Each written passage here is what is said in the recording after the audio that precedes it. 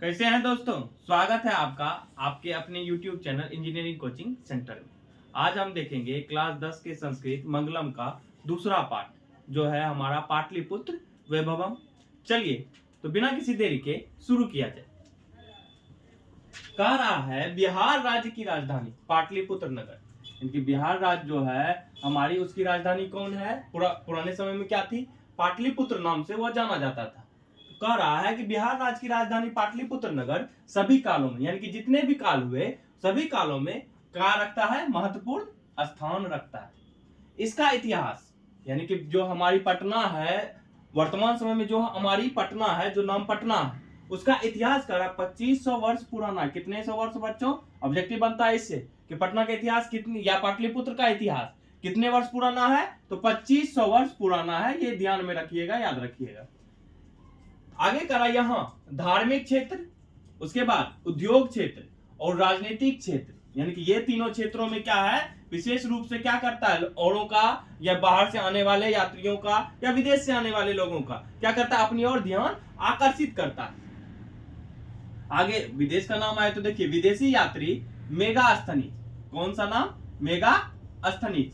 और क्या, फाहियान, रेनसांग, इति सिंह इत्यादि क्या हुए, पाटलिपुत्र का वर्णन अपने अपने स्मरण, जो उन लोगों ने ग्रंथ लिखा, स्मरण ग्रंथ, जो कहीं भी किसी राज्य में गए या किसी भी देश में घूमने गए और जो वहां पे अच्छी अच्छी चीजें घटनाएं घटित हुई या बुरी घटनाएं घटित हुई, उनको जिस ग्रंथ में उन्होंने अपना सारा चीज क्या क्या लिखा, उसमें उन्होंने पटना का जिक्र भी किया, यानी कि जो हमारी पाटलिपुत्र है बिहार की राजधानी, उसका जिक्र भी किया। और इस पाठ में पाटलिपुत्र वैभव का हम लोग क्या जानेंगे, सामान्य परिचय है, क्या है पटना के बारे में, इसके बारे में थोड़ा सा डिटेल से हम इसकी जानकारी लेंगे। तो चलिए पाठ पे आया जाए।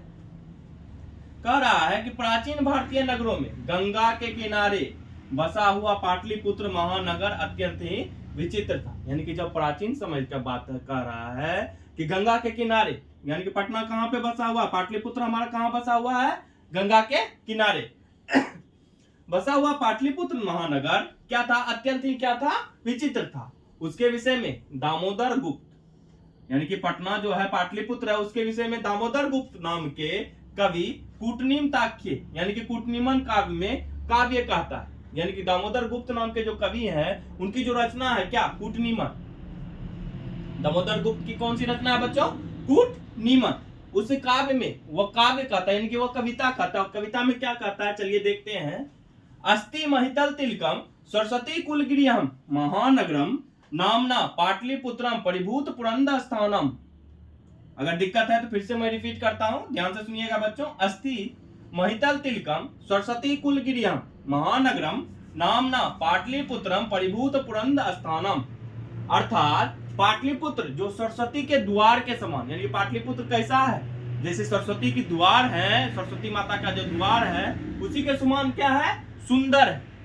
और स्वर्ग के समान, किसके समान, पटना के बारे में जिक्र हो रहा है, पाटलिपुत्र के बारे में कि किसके समान, तो स्वर्ग के समान पवित्र है। जिस प्रकार से जो स्वर्ग है वह पवित्र है, वैसे ही पटना भी है उसी के समान, स्वर्ग के समान क्या है, पवित्र है। ये किसने कहा, हमारे कवि दामोदर गुप्त ने। कौन सी कविता में, कूटनीमन में काव्य में इसके बारे में, पटना के बारे में कहा कि पटना कैसी है, तो सरस्वती के द्वार के समान क्या है, सुंदर है, और क्या है, और स्वर्ग के समान क्या है, पवित्र है, और जिसका नाम क्या है बच्चों, पाटलिपुत्र है।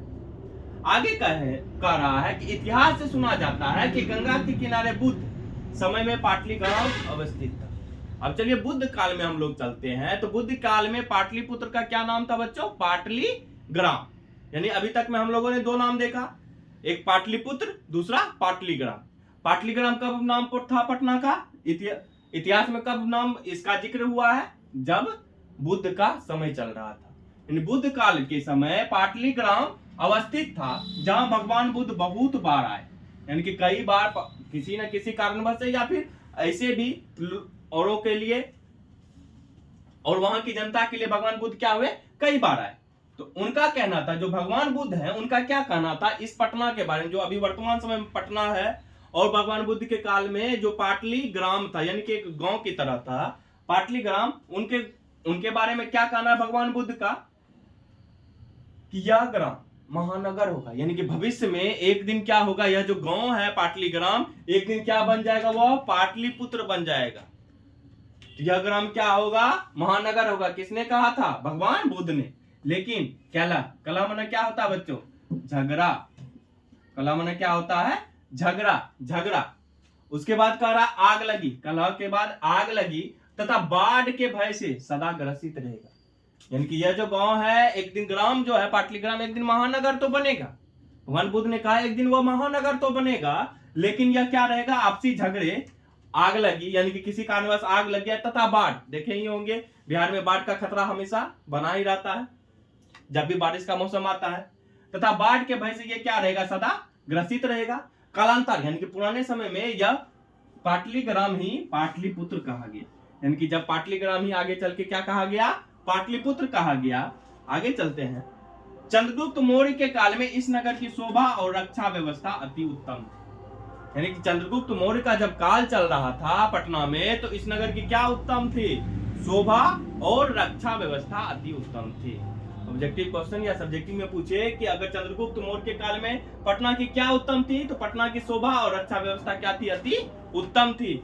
आगे कह रहा यूनान के राजदूत, यूनान के राजदूत का क्या नाम है बच्चों, मेगास्थनीज। मेगास्थनीज कहाँ के राजदूत थे, यूनान के राजदूत अपने संस्मरण यानी कि अपने याद की जो इंडिका ग्रंथ है, उसने कौन सी ग्रंथ लिखी, इंडिका ग्रंथ। उसमें लिखा है कि इस नगर का वैभव और सौंदर्य, क्योंकि ये जो इसकी सुंदरता थी इस नगर के पाटलिपुत्र की, वैभव यानी कि ये देखने में इतना सुंदर था, इतना आकर्षित करता था लोगों को, उसके बारे में किसने लिखा है, मेगास्थनीज ने। किसमें, अपनी इंडिका ग्रंथ में लिखा है। और क्या कहा है कि इस नगर का वैभव और सौंदर्य अशोक काल में अत्यंत उत्तम था। किसके काल में अत्यंत उत्तम था बच्चों, अशोक के काल में। किसका, तो पटना का ये जो पाटलिपुत्र है इसका वैभव और सौंदर्य क्या था, अशोक काल में अति उत्तम था। और चंद्रगुप्त मौर्य के काल में क्या था, इसकी रक्षा और शोभा व्यवस्था क्या थी, अति उत्तम थी। दोनों में देख लीजिएगा डिफर, चंद्रगुप्त मौर्य के काल में क्या थी और अशोक के काल में क्या था। चंद्रगुप्त मौर्य के काल में क्या था, शोभा और रक्षा व्यवस्था उत्तम था, और अशोक के काल में क्या है, इसका वैभव और सौंदर्य क्या है, अति उत्तम है, यानी कि अत्यंत उत्तम है। अब कह रहा है कि बहुत प्राचीन समय में पाटलिपुत्र की प्राचीन शिक्षा व्यवस्था प्रचलित थी। यानी कि प्राचीन समय की बात है, जब बहुत पुराना समय की बात है कि पाटलिपुत्र का क्या था, शिक्षा व्यवस्था हर जगह प्रचलित था।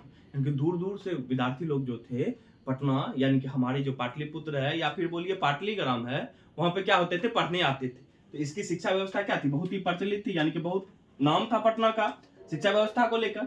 ऐसा राजशेखर की अपनी काव्य मीमांसा ग्रंथ में सादर स्मरण किया गया। यानी कि ऐसा हम नहीं कर रहे हैं, ऐसा किसने कहा है, राजशेखर ने अपनी काव्य मीमांसा जो ग्रंथ लिखे हैं उसमें उसने ये चीजें लिखी है, स्मरण किया है, याद किया है। यहाँ वर्षों वर्ष तक पाणिनि, पिंगल, व्याधि, पतंजलि जैसे विद्वान ज्ञान का विस्तार कर ख्याति प्राप्त की।